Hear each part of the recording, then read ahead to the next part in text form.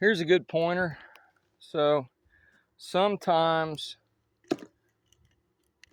new beekeepers are afraid to get in their bees. They know there's bees in there, but they don't really know what to do, so they're scared and they don't do anything. Well, at the end of winter, you got to check your hives to see how the weight is. This hive was a big eater. Like me when I was a kid, I was a big eater.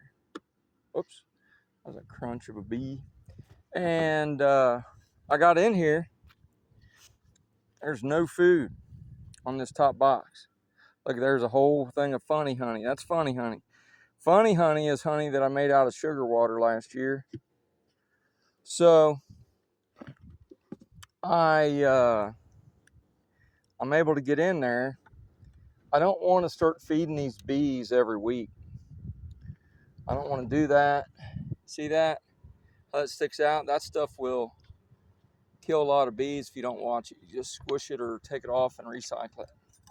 So what you want to do is that when you have dead outs or when you have other items that end up giving you more, frames of resources, you want to go ahead and you want to make sure your hive has at least 3 frames of honey.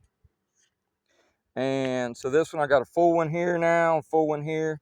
And then this one is a partial. These are good for splits really, but I want to go ahead and so I'm giving these guys more or less 2.5 frames of honey.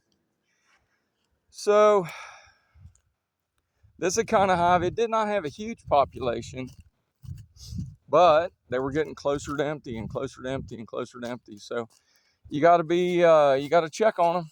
You got to heft them. You got to get in there and look at them. And if they need food, that's why in the fall, it's good to make sure you have tons of resources in your beehive. Because if they don't need it now, they're going to need it later. So these bees are getting a little bit excited. When you run them out of the top box and then they come all the way back up, they've had enough. These daggone feeders are so expensive. They're like, it can be all the way up 17, 18 bucks. So I got some. These are from Pureco. They only cost $8 and some. And I'm going to try just putting sticks in there and see how that works. You got to have, this is thin syrup. It's the end of March.